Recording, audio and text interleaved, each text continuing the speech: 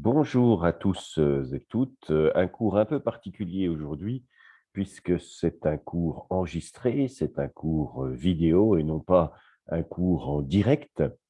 Alors, je vous propose aujourd'hui de poursuivre ce que nous avons entrepris déjà depuis le début de ce semestre, à savoir un travail sur l'écriture et en particulier sur la réalisation des résumés de texte.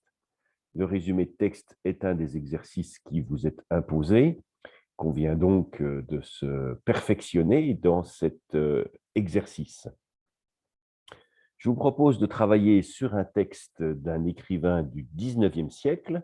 Écrivain et homme politique. Il a été sous la Deuxième République entre 1849 et 1851 ministre des Affaires étrangères. Il s'appelle Alexis de Tocqueville. Il s'était fait connaître dans le début du 19e siècle, autour des années 1830, par un essai qui a beaucoup marqué ses contemporains, qui s'appelle De la démocratie en Amérique. Il a fait un voyage en Amérique, en Amérique du Nord, dans cette nouvelle république qui était les États-Unis, et il a regardé comment fonctionnait cette démocratie et il en a tiré un certain nombre de conséquences sur ce que pourraient devenir les États monarchiques, les États républicains aussi, sachant qu'à cette époque-là, eh bien, il n'y a quasi aucune république dans le monde. Il y a la Suisse et il y a les États-Unis. La France ne sera une république qu'entre 1848 et 1851. Donc, quand il écrit son essai, il n'y a quasi aucune république nulle part. Alors, on va lire ce texte et puis nous allons procéder aux différentes étapes qui sont les étapes nécessaires quand on débute dans l'exercice d'un résumé. Quand vous en aurez fait 10, 15, vous serez davantage à l'aise. Donc, les premières étapes iront beaucoup plus rapidement. Pour ce début, je vous propose d'aller relativement lentement. Alors, le texte va apparaître sur votre écran. Le voilà, sinon vous l'avez reçu par mail.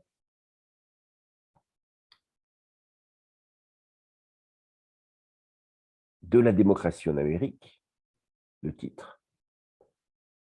Je veux imaginer sous quels traits nouveaux le despotisme pourrait se produire dans le monde.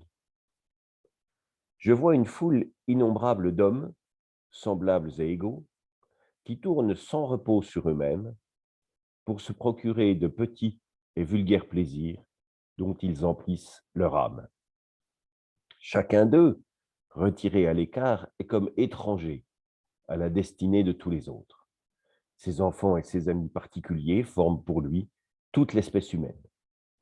Quant aux demeurants de ses concitoyens, il est à côté d'eux, mais il ne les voit pas.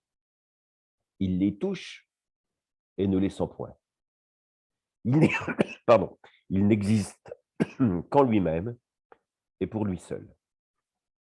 Et s'il lui reste encore une famille, on peut dire du moins qu'il n'a plus de patrie. Au-dessus de cela s'élève un pouvoir immense et tutélaire, qui se charge seul d'assurer leur jouissance et de veiller sur leur sort. Il est absolu, détaillé, régulier, prévoyant et doux. Il ressemblerait à la puissance paternelle si, comme elle, il avait pour objet de préparer les hommes à l'âge viril, mais il ne cherche au contraire qu'à les fixer irrévocablement dans l'enfance. Il aime que les citoyens se réjouissent, pourvu qu'ils ne songent qu'à se réjouir. Il travaille volontiers à leur bonheur, mais il veut être l'unique agent de leur bonheur et le seul arbitre. Il pourvoit à leur sécurité, prévoit et assure leurs besoins, facilite leurs plaisirs, conduit leurs principales affaires, dirige leur industrie, règle leur succession, divise leur héritage. Que ne peut-il leur ôter entièrement le trouble de penser et la peine de vivre? Après avoir pris tour à tour dans ses mains puissantes chaque individu et l'avoir pétri à sa guise, le souverain étend ses bras sur la société tout entière. Il en couvre la surface d'un réseau de petites règles compliquées, minutieuses et uniformes, à travers lesquelles les esprits les plus originaux et les âmes les plus vigoureuses ne sauraient se faire jour pour dépasser la foule. Il ne brise pas les volontés, mais il les amollit, les plie et les dirige. Il force rarement d'agir, mais il s'oppose sans cesse à ce qu'on agisse. Il ne détruit point, il empêche de naître. Il ne tyrannise point, il gêne, il comprime, il énerve, il éteint, il hébète. Et il réduit enfin chaque nation à n'être plus qu'un troupeau d'animaux timides et industrieux dont le gouvernement est le berger. Bien, voilà donc un texte de 1840. Ce texte, il n'est pas très long. Comment s'organise-t-il? Un premier paragraphe extrêmement court qui sert en quelque sorte d'introduction. Ensuite, un grand paragraphe d'une dizaine de lignes. Un deuxième paragraphe à peine plus grand, une quinzaine de lignes. Et puis un troisième paragraphe à peu près équivalent d'une quinzaine de lignes. Donc, comment notre auteur organise-t-il sa pensée? Eh bien, il organise en une introduction qui va nous donner le thème général de son texte, puis trois grandes informations, trois paragraphes, trois informations. Je vous rappelle que généralement, on considère qu'il y a une grosse information centrale qui dirige chacun des paragraphes. Si je m'interroge sur ce sens central, bien, soit le texte m'apparaît très clairement comme ayant une ligne directrice facile à repérer, et puis je peux essayer de formuler cette ligne directrice, soit en termes d'exercice, exercice du résumé, soit le texte est un peu plus compliqué à percevoir, auquel cas je peux essayer d'abord de m'interroger sur le sens voulu par l'auteur dans chacun des paragraphes. C'est ce par quoi nous allons commencer, c'est peut-être plus simple. Donc, comme nous sommes dans un cours vidéo, eh bien, vous pouvez arrêter la vidéo et puis relire une fois le texte ou revenir un peu en arrière et réécouter une fois complètement le texte pour vous en imprégner. Vous pouvez aussi faire un arrêt qui vous permettra de chercher le vocabulaire compliqué de ce texte s'il y en est. De toute façon, je vais expliquer moi-même ce vocabulaire. Alors, 5 étapes pour réaliser un résumé, 5 temps.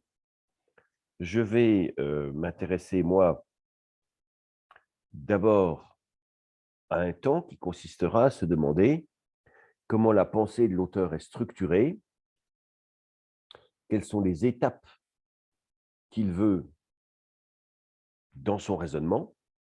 Et donc, je vais m'interroger sur le sens qui est le sens de chacun des paragraphes qu'il nous propose. Que veut-il nous dire dans le paragraphe 1? Que veut-il nous dire dans le 2, dans le 3, dans le 4? Un texte, c'est un acte de communication. Un texte, c'est un outil pour transmettre une information. L'auteur que nous avons là, il souhaite nous donner une information. Et cette information, elle va prendre des étapes successives. Quelles sont les étapes successives que l'auteur souhaite emprunter pour nous donner le sens général qui est le sens de sa pensée? Eh bien, on va prendre morceau par morceau et essayer de se demander ce qu'il veut dire par là. Je veux imaginer. Donc, imaginons, réfléchissons. Sous quel trait nouveau, sous quelle apparence nouvelle, pardon, le despotisme pourrait se produire dans le monde? Alors, qu'est-ce que c'est que le despotisme? Le despotisme, c'est la tyrannie. À la tête, il y a un despote, il y a un tyran. C'est la dictature, si vous préférez. À la tête, un dictateur. Tyrannie, despotisme, dictature, ce sont des mots qui ne s'appliquent pas à la même époque. La tyrannie était plutôt propre à la Grèce antique. La dictature à la Rome antique, bien que nous en ayons connu pendant toute l'époque moderne, des dictateurs et contemporaines. Le despote, lui aussi, est un terme qui s'applique plus ou moins à certaines époques. Bon, c'est quelqu'un qui prend le pouvoir et qui ne le partage pas. À l'époque de Tocqueville, je le disais tout à l'heure, il n'y a pas de république dans le monde. Il n'y en a guère que quelques-unes, la Suisse et la toute nouvelle République américaine, les États-Unis. Donc, il essaie d'imaginer comment pourrait se dérouler l'évolution de ces États qui ne sont pas des républiques, mais qui sont des gouvernements, des nations dans lesquelles le gouvernement est tenu par une seule personne, par un tout petit nombre de personnes. Et puis, par extension, il se demande aussi dans quelle mesure est-ce que ces républiques qui naissent pourraient, ou ne pourraient pas, pourraient éventuellement donner lieu à une nouvelle forme de dictature. Donc, je veux imaginer sous quel trait, sous quelle apparence nouvelle, la dictature pourrait se produire dans le monde. Donc, le sens, on va le formuler par une phrase unique. Imaginons comment pourrait apparaître une nouvelle forme de dictature. On a des anciennes formes de dictature. On a un roi, on a un homme unique qui prend le pouvoir avec l'armée, avec les personnes les plus riches. Bon, imaginons ce que pourrait être une nouvelle forme de dictature. Ça, c'est le sens du paragraphe numéro 1. Le sens du paragraphe numéro 2. Que nous dit le paragraphe, le paragraphe numéro 2? Eh bien, il va commencer à décrire ce que sera cette dictature nouvelle, future. Et il va s'intéresser à un premier champ. Pour qu'il y ait dictature, il faut qu'il y ait plusieurs éléments qui interagissent. On peut observer la dictature à différents degrés. Mais là, il va observer cette dictature sous un regard précis, particulier.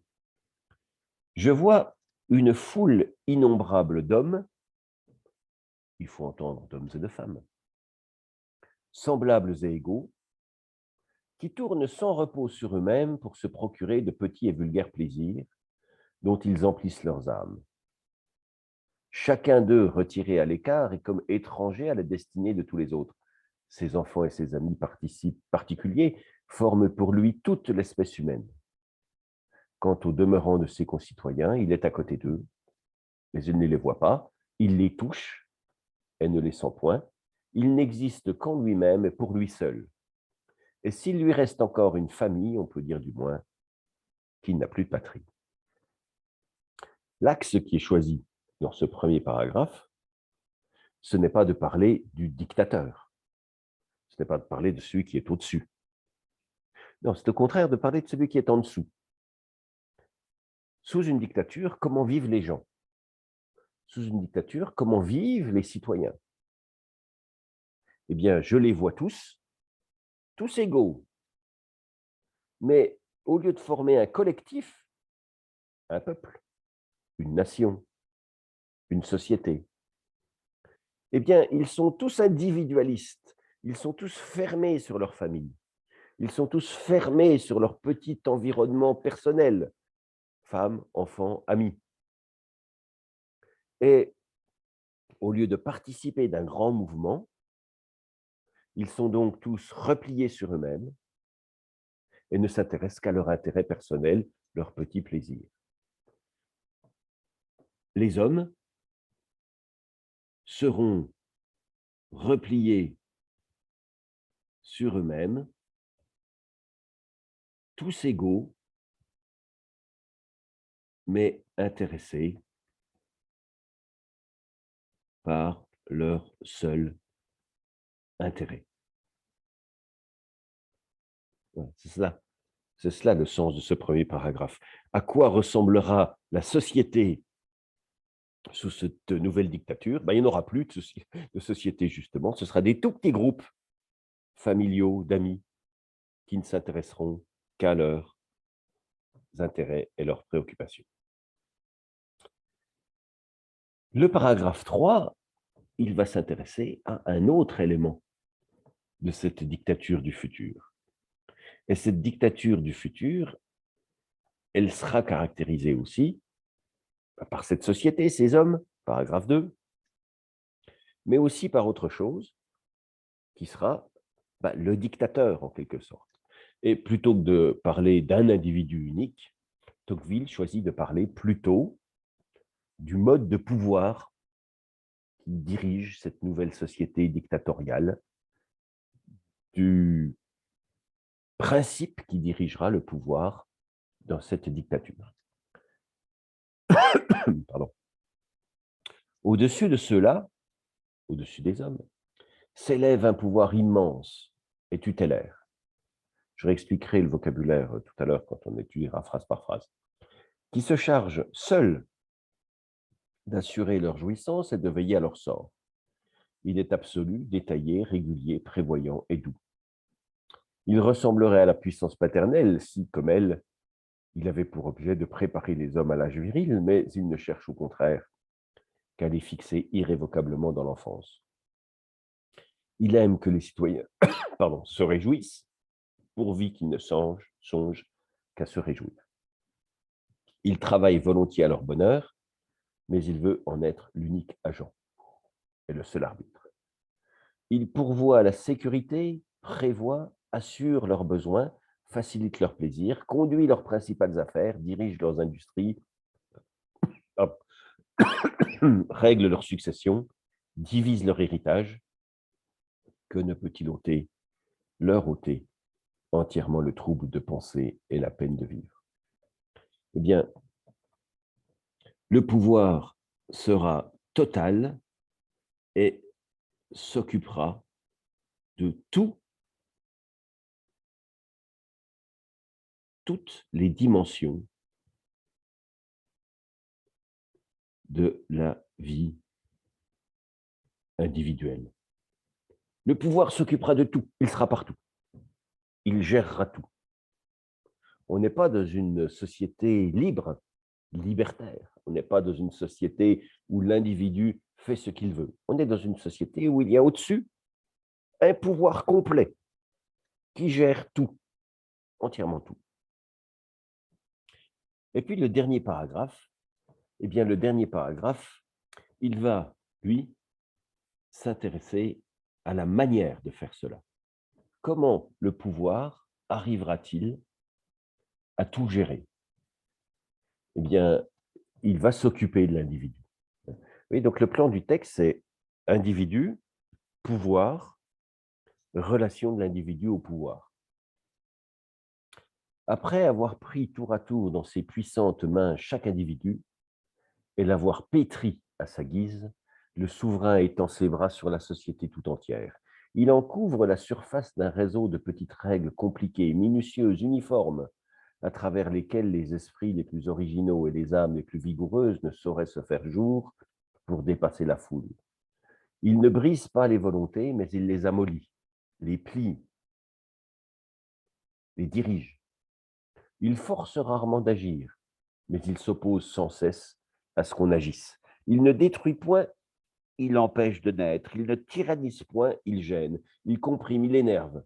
Il éteint, il hébète, et il réduit enfin chaque nation à n'être plus qu'un troupeau d'animaux timides et industrieux, dont le gouvernement est le berger. Pour arriver à ces fins, le pouvoir placera l'individu en permanence en confrontation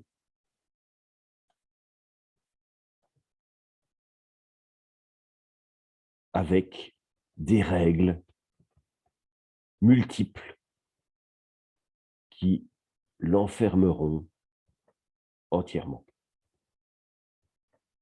Comment faire pour que l'homme soit obéissant? Eh bien, on lui fera des lois, partout des lois qui régiront la totalité de ses actions. Et comme cela, il sera en permanence en train d'appliquer ces lois, en train de chercher les manières de rester dans le cadre de ces lois. En gros, pour prendre des mots modernes, parce que là nous sommes en 1840, nous sommes donc il y a très longtemps, à une époque où les États n'étaient pas comme les nôtres. En somme, le pouvoir futur sera administratif. Il mettra partout tout un ensemble de règlements qui font que l'individu sera toujours et perpétuellement en train de se demander s'il est dedans ou s'il n'est pas dedans. Vous voyez que ce texte qui a près de 200 ans est extrêmement moderne. Finalement, ce texte dans lequel Tocqueville va imaginer l'avenir, eh bien, tombe assez juste. Nous avons vécu au XXe siècle sous un ensemble de régimes dans une grande partie de l'Europe qui étaient entièrement dirigés par un pouvoir absolu qui gérait tout et qui, de surcroît, se plaçait toujours sur un axe administratif pour empêcher les individus d'agir et pour les contraindre à tout un ensemble de soumissions.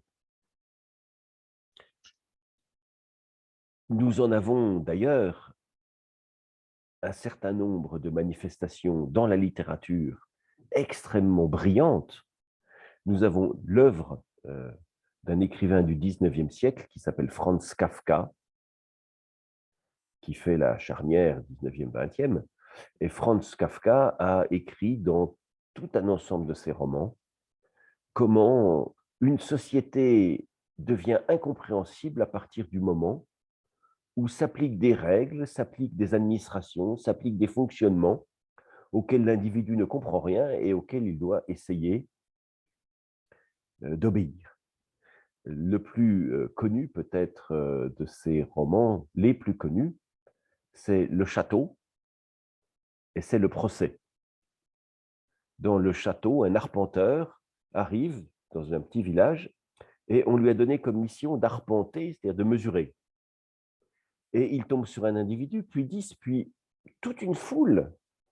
Et tous répondent, tous obéissent à des règlements.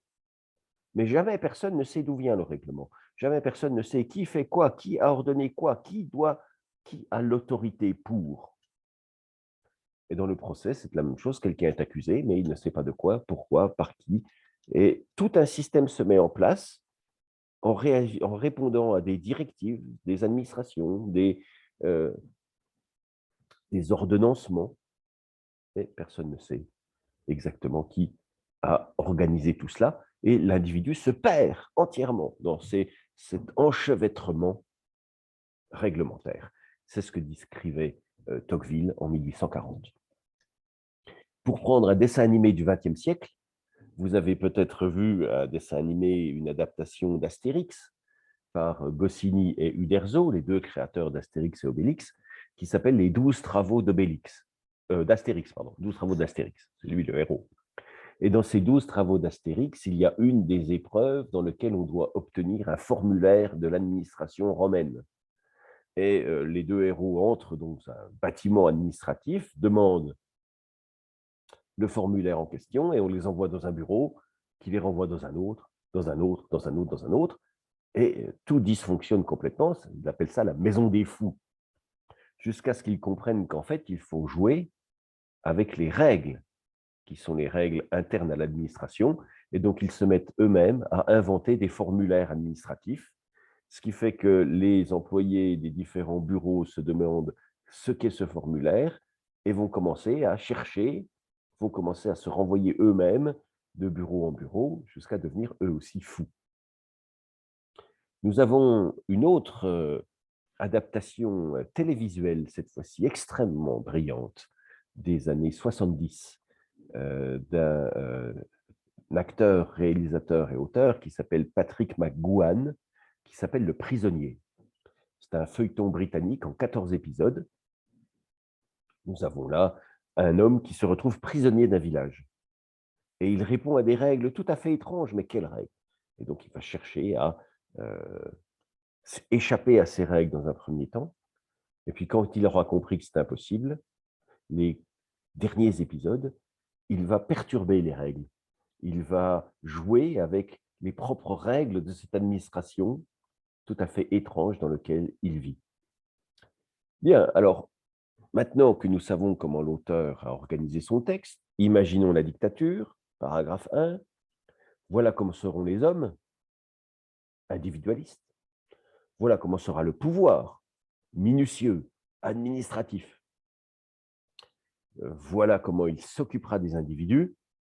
Il les noiera dans un ensemble réglementaire complexe. Eh bien, on peut essayer de déterminer quel est le sens global de ce texte. Eh bien, le sens global de ce texte, c'est quelque chose qui revient à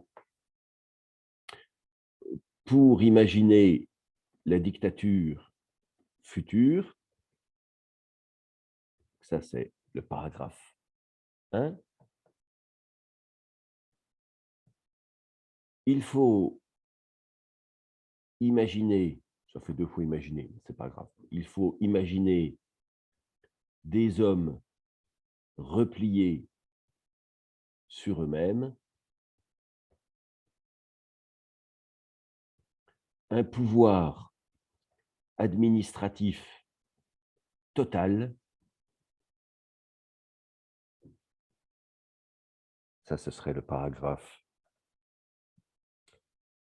3, donc ce serait plutôt le 4 d'ailleurs. Un pouvoir, alors qui s'occupe de tout? Ça ce serait donc le paragraphe 3. Par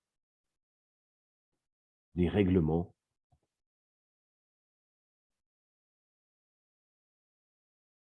administratifs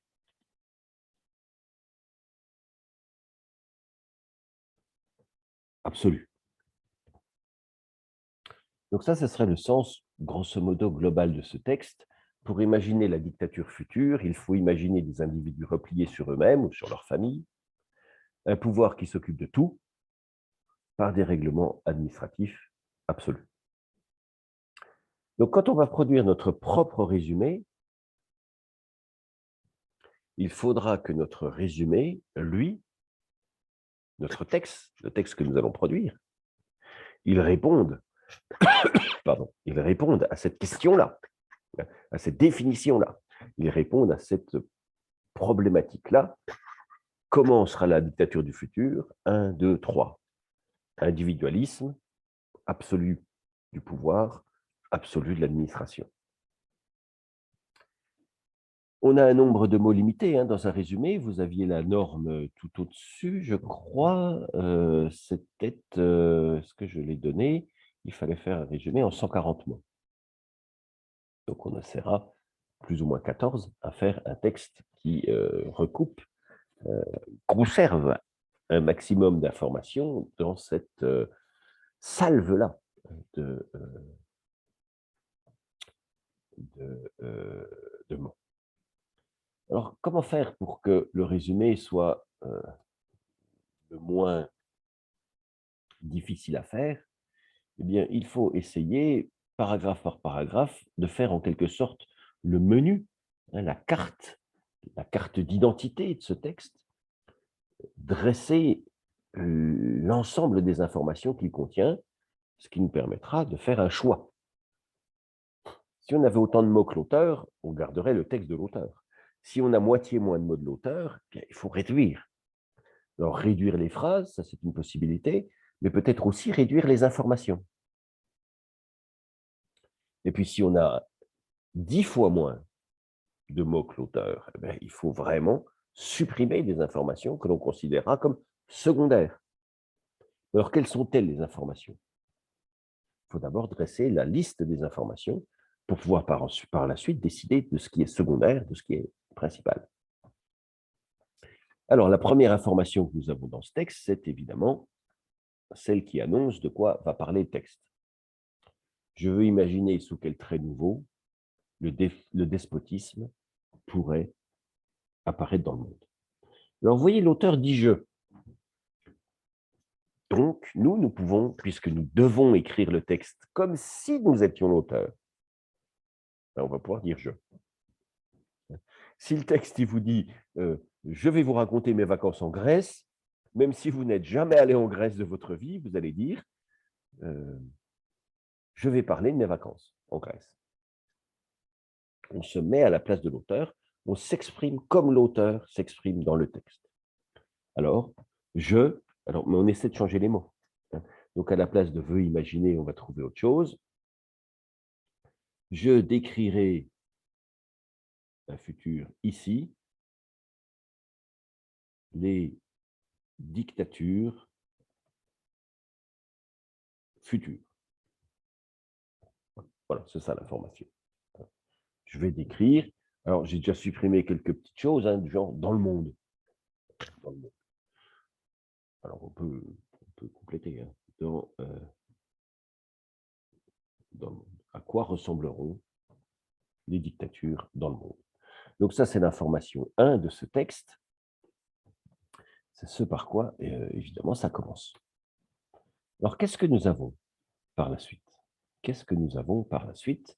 Eh bien, nous avons un deuxième paragraphe, pardon, et ce deuxième paragraphe, il sera fait d'un ensemble d'informations nombreuses. Il est beaucoup plus grand, comme vous le voyez.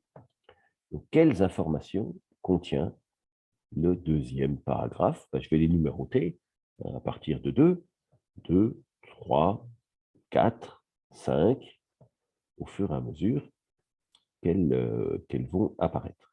Et ce texte, il aura une difficulté, comme les autres textes que nous étudions depuis quelque temps, c'est qu'il est fait de ce qu'on appelle des listes d'informations, c'est-à-dire d'informations qui sont sur le même plan.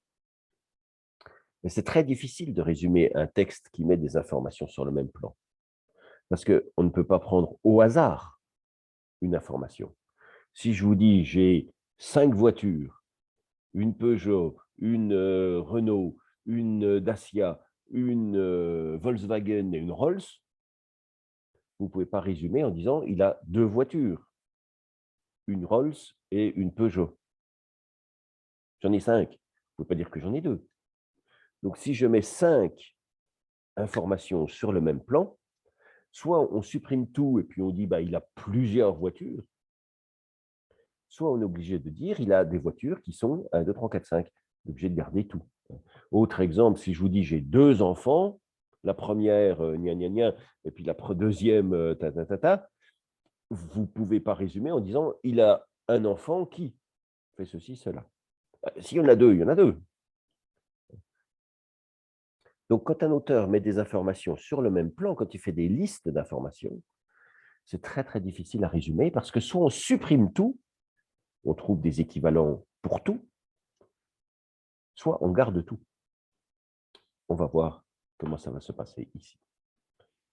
Première information, je vois une foule innombrable d'hommes semblables qui tournent semblables et égaux, qui tournent sans repos sur eux-mêmes pour se procurer de petits et vulgaires plaisirs qui emplissent leur âme, qui occupent tout leur esprit. Première caractéristique donc de cette dictature du futur, eh bien, les hommes seront égaux. Et ça, c'est une information très importante, parce qu'ils pourraient être inégaux. Vous savez, dans l'histoire de la France du 19e siècle, les hommes ont toujours été inégaux. C'est extrêmement rare des périodes où on peut dire qu'il y a une forme d'égalité qui était prônée, pardon, égalité qui était prônée par la loi.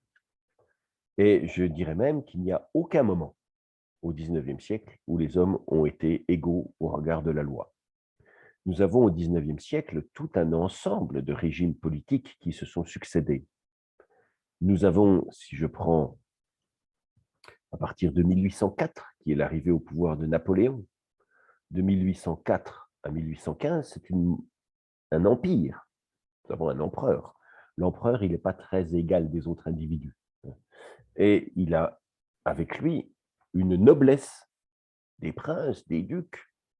Ces gens-là ne sont pas égaux aux autres, puisqu'ils sont princes, ducs, barons, etc. Après, nous avons le retour de la monarchie, des rois de France.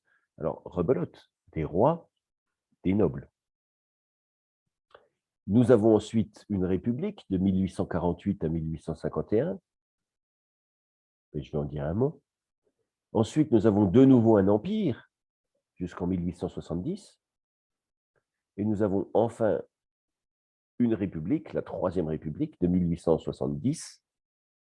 Elle s'arrêtera avec la Seconde Guerre mondiale. Deux républiques, donc, mais deux républiques qui n'étaient pas du tout égalitaires.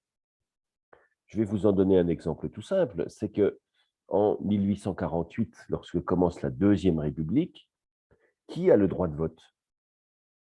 Eh bien, c'est un écrivain qui dirige la Deuxième République, pour commencer, qui s'appelle Alphonse de Lamartine. Lamartine, c'est un grand poète français.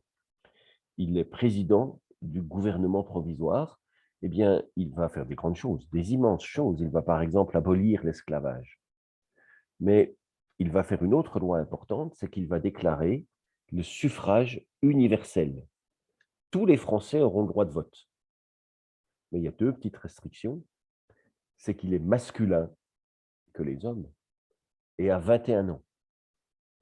Et très rapidement, on refera des lois sous cette Deuxième République qui limiteront le droit de vote. On a une loi, par exemple, qui déclare que ne peuvent être électeurs que les individus qui habitent depuis 3 ans au même endroit. Et tous ceux qui n'habitent pas depuis 3 ans au même endroit, qui sont en général les employés de l'agriculture ou les ouvriers, eh bien, ils vont perdre le droit de vote. Et puis, sous la Troisième République, tout le monde aura le droit de vote, mais là encore, que les hommes. Suffrage universel masculin. Donc, à aucun moment, on peut dire, sur le 19e siècle, que les hommes ont été égaux devant la loi, électorale en tout cas. Donc, quand Tocqueville dit « dans l'avenir, les hommes seront égaux », c'est un rêve pour son époque. Un rêve qui deviendra réalité, mais un rêve tout de même. Donc, c'est important. Donc, première phrase, je vois une foule innombrable d'hommes semblables et égaux. Mais simplement, au lieu de profiter de cette égalité, qu'en font-ils de cette égalité? Eh bien, ils vont s'occuper uniquement de leurs petites affaires personnelles. Je vois, donc les hommes seront égaux, mais ils ne chercheront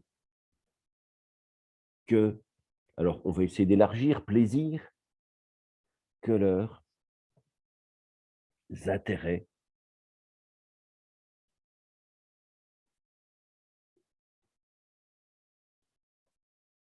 personnels.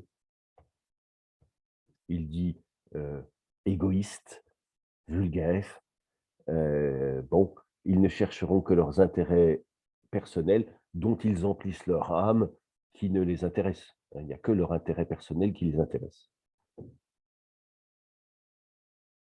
Qui les intéressera. Leur intérêt personnel qui les intéressera. Ils ne chercheront que leurs intérêts personnels qui les intéresseront. Chacun d'eux retiré à l'écart et comme étranger à la destinée des autres. Eh bien, tous les hommes vivent séparés et n'ont pas d'intérêt pour leurs semblables. On ne s'occupe pas du tout des autres. Les autres ne nous intéressent pas. C'est nous et nous uniquement. On ne s'intéresse qu'à nous. Ses enfants, ses amis particuliers forment pour lui toute l'espèce humaine. Les seules personnes qui les intéressent sont les membres de leur famille et les amis proches. Mais je ne forme pas une société avec mes voisins. Je forme de petites unités isolées et séparées. Quant au demeurant de ses concitoyens, quant au reste de l'espèce humaine, eh bien, nous sommes à côté d'eux, mais on ne les voit pas. Le reste de la société vit à côté, mais sans contact. Il les voit, donc il est à côté d'eux, il ne les voit pas. Il les touche, ne les sent point. C'est la même idée, hein, mais bon, elle est réexprimée. Le reste de la société vit à côté, mais sans contact. Les hommes se côtoient quand même, mais ne se fréquentent pas.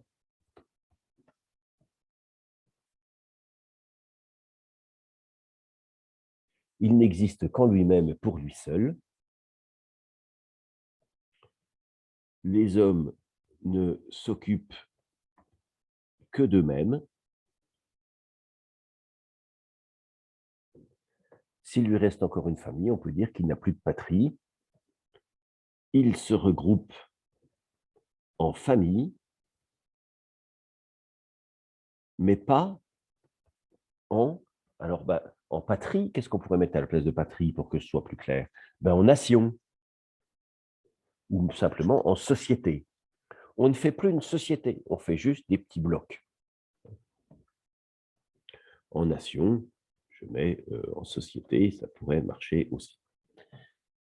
Donc, on a dans ce texte un peu plus d'informations, évidemment, que dans le premier paragraphe qui est très court, mais on a tout un ensemble d'éléments. Vous voyez, en tout cas, toute cette partie-là,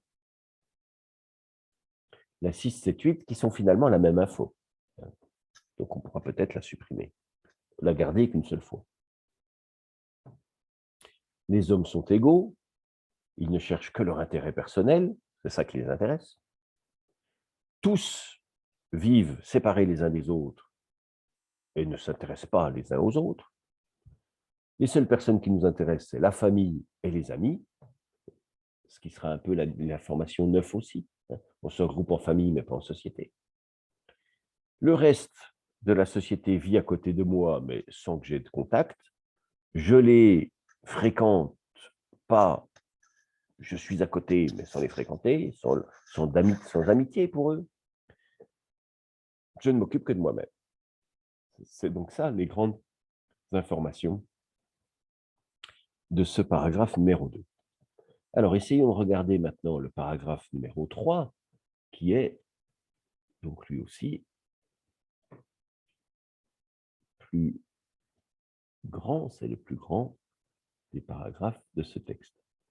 Alors, qu'y a-t-il dans ce paragraphe? Alors, j'étais à 9, donc je vais commencer les informations à 10. Je fais un peu de numérotation.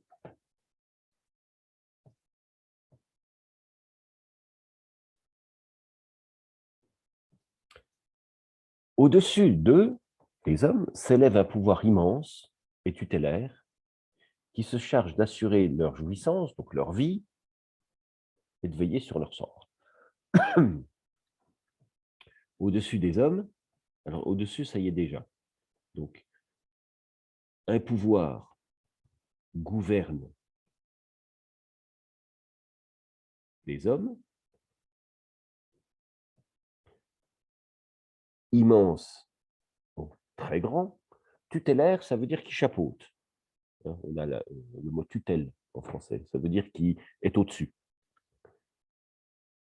Gouverne les hommes. Alors, il est immense et, allez, on va dire chapeaute tout, tutélaire.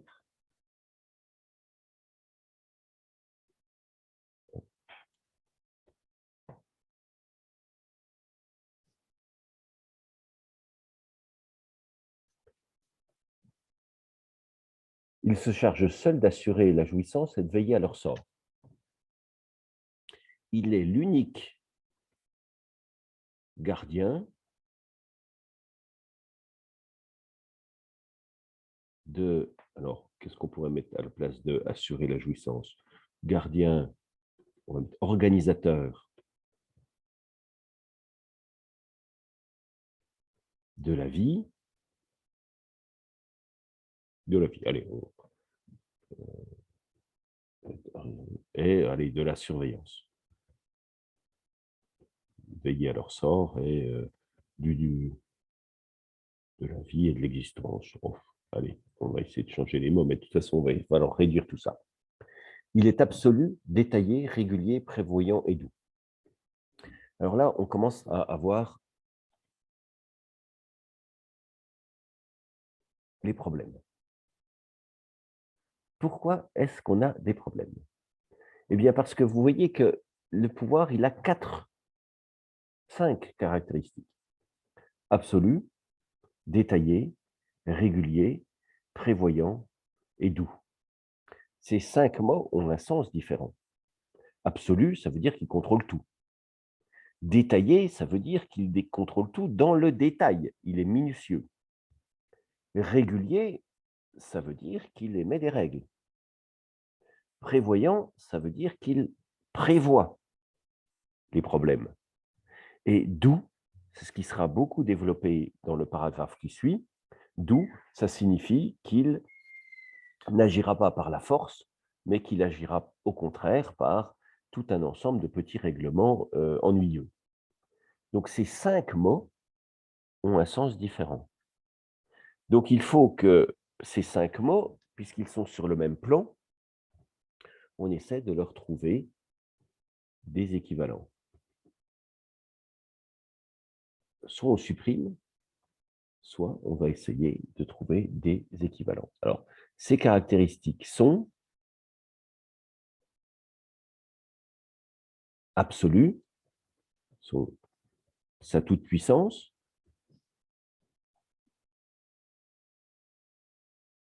détaillée, eh bien, sa minutiosité, il est minutieux, je ne suis pas sûr que ça existe, minutiosité. On propose sinuosité qui ne veut pas dire du tout la même chose. Donc sa toute-puissance, sa dimension minutieuse, minutieux, hein, dans le sens du détail. Hein. J'essaie de remplacer détaillé par là. Donc minutieux, ce n'est pas tout à fait le même sens. Mais bon, allez, on ne va pas trop chipoter. Régulier.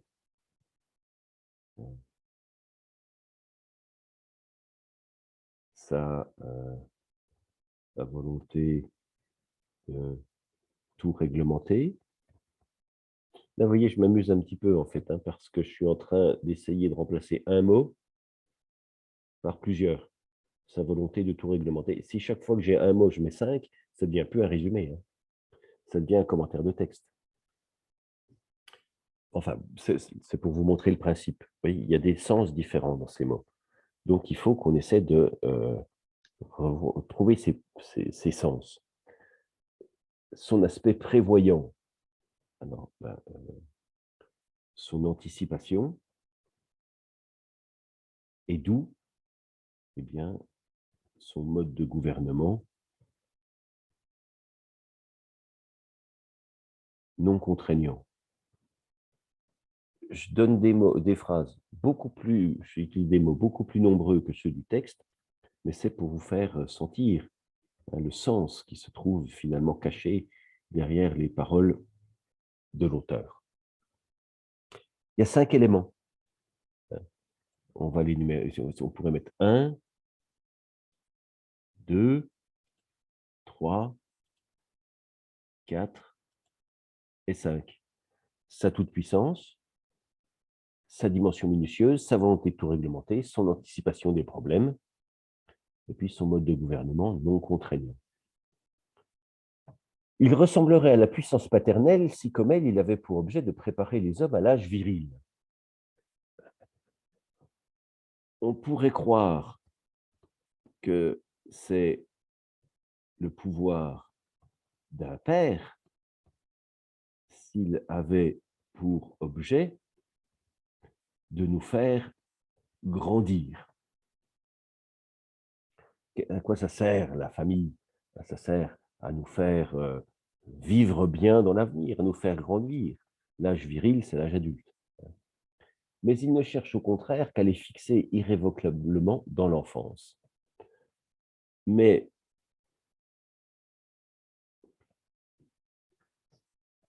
en fait, il ne veut que nous infantiliser. Au lieu de nous rendre indépendants, de nous rendre libres et autonomes, il veut au contraire toujours nous maintenir sous sa coupe, toujours nous maintenir sous sa dépendance. Il aime que les citoyens se réjouissent. Alors, et là, on va avoir tout un ensemble de phrases qui vont être aussi très, très ennuyeuses, qui vont être sur le même plan et qui vont dire temps 1, temps 2. Il veut ça, mais. Il aime ça, mais. Il fait cela, mais. Il aime que les citoyens se réjouissent, pourvu qu'ils ne songent à rien d'autre. Je veux bien que vous vous amusiez, mais il ne faut surtout pas que vous occupiez de politique. Laissez-moi gérer les affaires. Vous, amusez-vous, faites autre chose. Il veut que les hommes soient heureux, mais pour qu'ils ne se posent pas de questions ou pour qu'ils ne fassent pas autre chose. Allez, c'est un peu dans le vague. Ils travaillent volontiers à leur bonheur, mais ils vont en être l'unique agent et arbitre. Agent et arbitre, ce n'est pas la même chose. Hein. Donc, il veut que les hommes soient heureux, c'est la même phrase, hein, donc c'est à peu près la même chose. Il veut que les hommes soient heureux, mais seulement s'il est le seul, si le pouvoir, on va préciser, si le pouvoir est le seul organisateur de leur bonheur et contrôleur de ce bonheur. L'arbitre, contrôle, est la source de ce bonheur. Agent et arbitre.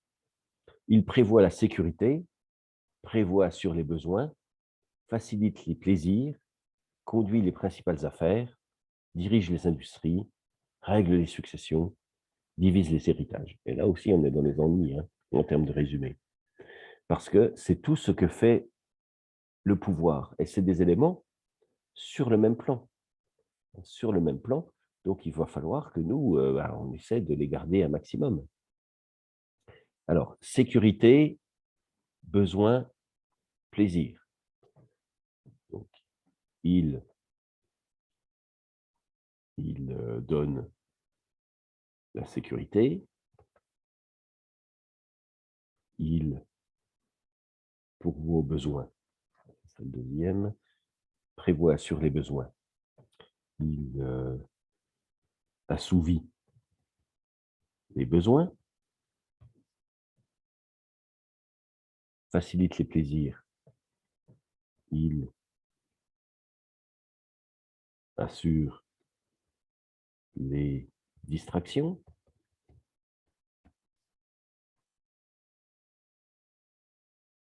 Conduit les principales affaires. Il organise les affaires. Dirige les industries. Il contrôle l'industrie. Règle les successions. Il s'occupe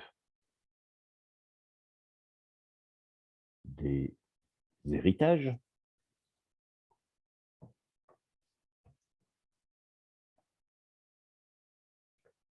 alors, divise les héritages, c'est un peu la même idée, mais enfin, il s'occupe des héritages et les partage. Que ne peut-il ôter aux hommes le trouble de penser et la peine de vivre? C'est une sorte d'exclamation. Ah, s'il pouvait, c'est quoi? Je ne m'en rappelle plus, ôter le trouble de penser. Ah, s'il pouvait empêcher de penser et contrôler toute la vie.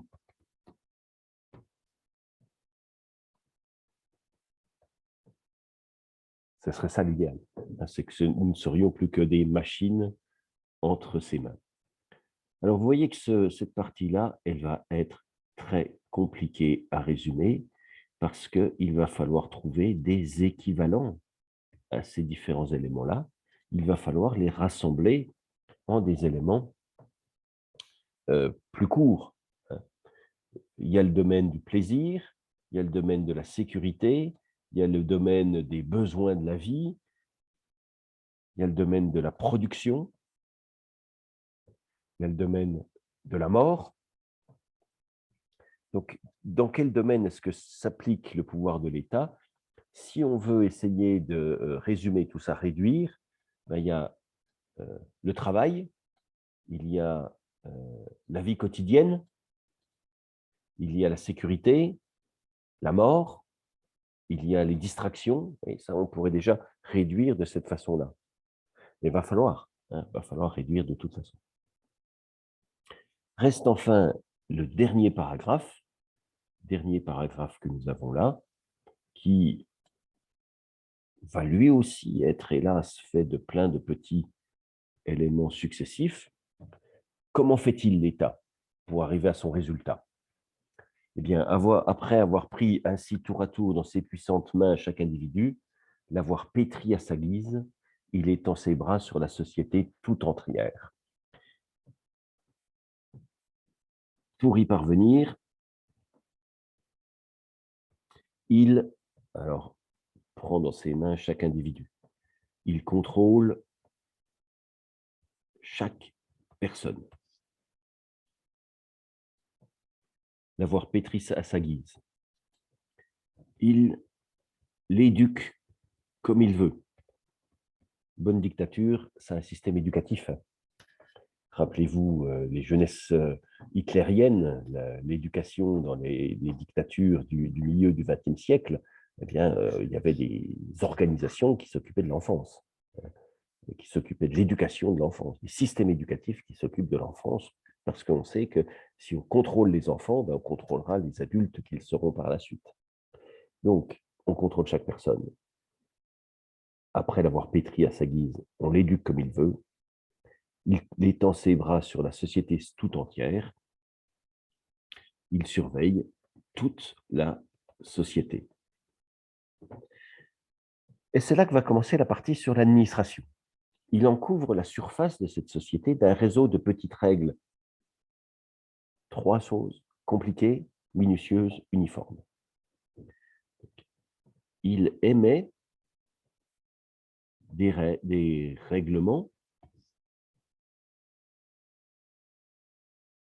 Comment sont-ils ces règlements? On va les numéroter. 1, 2, 3. Elles sont compliquées.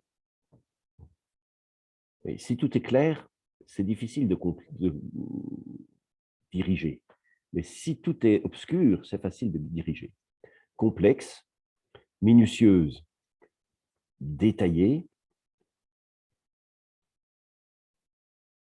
uniforme, euh, universelle, qui s'applique partout.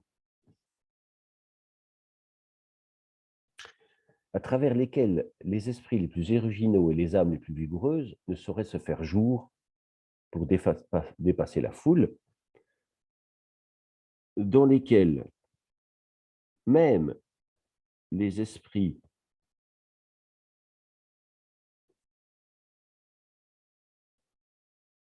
les plus intelligents n'arrivent pas à, dans lesquels même les esprits les plus intelligents n'arrivent pas à faire le tri. Ou que même les esprits les plus intelligents n'arrivent pas à comprendre.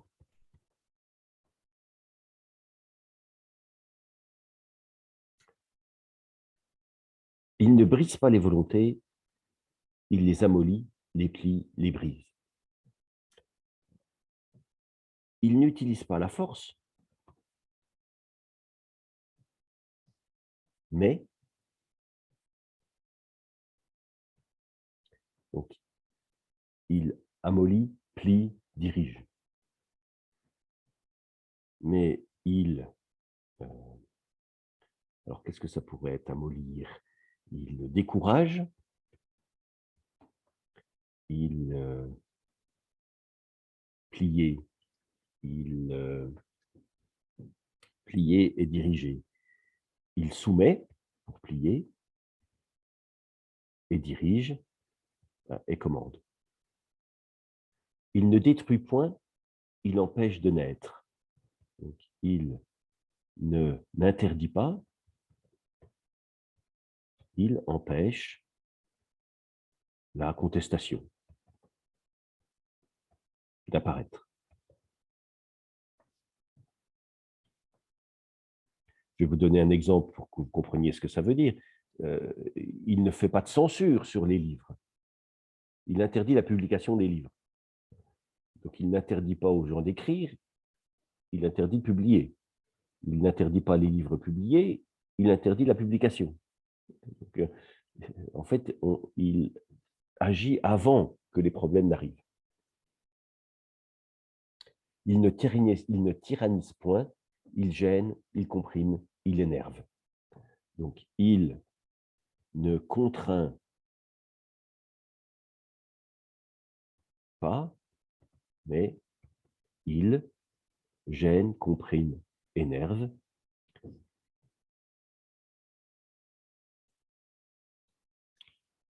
Il fait obstacle pour gêner, comprime. Il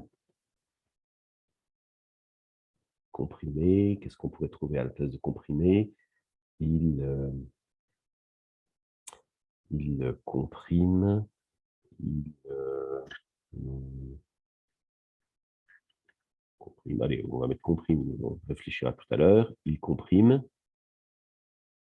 Et puis, le dernier, c'est il énerve, il décourage. Allez. On en a encore une suite. Il éteint, il hébète, il éteint, il éteindre. Il décourage, il hébète, il stérilise. Voilà, on va trouver des mots comme ça. Oui, il y en a 1, 2, 3, 4, 5. Il réduit enfin chaque nation à n'être qu'un troupeau d'animaux timides et industrieux. Il réduit le peuple à n'être plus qu'une masse timide, qu'une masse soumise et travailleuse, industrieuse, dont il est le berger qu'il contrôle. Donc voilà les informations qui se trouvent dans ce texte. Ces informations, elles, au bout du compte, sont donc au nombre d'une quarantaine, mais elles sont, ces informations, très, d'une part, répétitives, et d'autre part, je fais une petite modification, elles sont d'une part très répétitives, mais aussi elle repose par liste. Il y a des éléments qui vont aller ensemble, qu'il va falloir réduire. Il y a des éléments dont il va falloir essayer de conserver le sens quand on a une petite liste, par exemple, comme ici, faire obstacle, comprimer, décourager. D'ailleurs, décourager, je l'ai mis 2 fois. Donc ça ne va pas. Il fait obstacle. C'était lequel? J'ai dit: «Il énerve», non, il éteint, c'est il énerve et il éteint. J'ai rendu de la même façon. Il donc il faudrait que je trouve quelque chose. Il éteint, il fait obstacle, il comprime, il, éteint. Bon allez, bon, on va mettre éteint quand on ne trouve pas, on laisse, le même et puis on essaiera de trouver un terme plus global. Il décourage, il stérilise.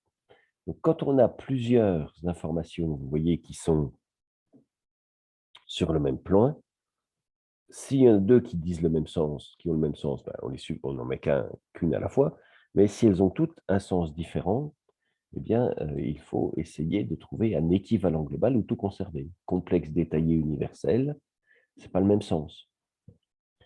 De même, il décourage, soumet, commande, c'est pas le même sens. Décourager, ça veut dire qu'il dit: «Non, non, il faut pas agir». Soumettre, c'est dire: «Bon, ben, maintenant vous obéissez». Et puis commander, c'est: «Voilà ce que je veux». Donc c'est pas tout à fait le même plan, hein, c'est pas la même information. De même ici, on a dit qu'il fallait trouver, des éléments qui soient, rassembleurs, hein. Donc on a, par exemple, bonheur, bah, ça pourrait aller avec distraction. Affaires, ça pourrait aller avec industrie. Héritage, bah, c'est le domaine, de la succession, c'est le domaine de la mort. Couleur. Donc il y a le domaine du travail, des affaires, il y a le domaine du plaisir, bonheur, distraction, heu, besoin, sécurité, allez, on pourrait dire que c'est le domaine aussi, de la vie quotidienne. C'est pas tout à fait la même chose, mais bon, allez, on pourrait essayer de résumer ça. Vous voyez, donc les éléments, on peut essayer de les prendre pour les concentrer et il faut, mais il faut pas en supprimer un. Comme je disais tout à l'heure, si je dis: «J'ai 5 voitures», il ne faut pas dire que j'en ai que 2. Donc il faut essayer, s'il y a un domaine qui est celui de l'héritage, ben, la mort, bon, ben, il faut prendre celui-là et c'est pas le même que celui du travail, affaires, industrie et c'est pas le même de bonheur, distraction, plaisir, c'est pas le même domaine. Donc il y a des grands champs. Donc voilà un petit peu comment s'organise le découpage de ce texte. Si je reprends depuis le début, on a une première information, bah, qu'il va falloir évidemment garder. À quoi ressemblera la dictature du futur? Ensuite, on a les hommes seront égaux, ils ne s'intéresseront qu'à leurs idées et envies personnelles, ils seront à côté des uns et des autres, mais sans se toucher.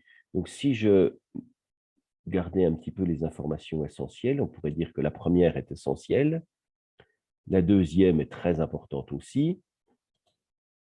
Ensuite, on a plusieurs fois la même.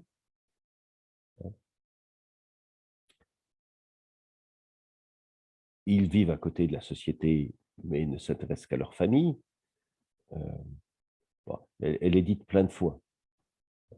Ben, allez, on va la garder en 4 et puis c'est tout et puis peut-être la 9, ils ne forment plus de nation et les autres informations, bah, c'est un peu la répétition.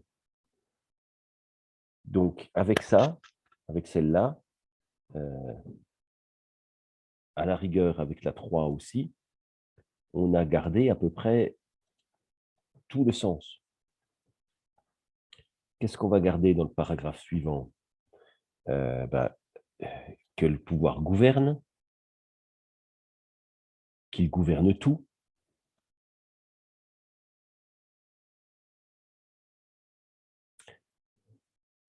Beaucoup de choses hein, sont importantes. Donc, il gouverne tout. Bon, ben, c'est de la formation 12. Ses caractéristiques, oui, là, on a deux listes. Deux listes qui sont en parallèle. Alors, je vais les mettre en bleu. Cette liste-là et cette liste-là. Il faudrait essayer de garder un maximum de cela. Je vais faire clair. Essayer de garder un maximum de cela.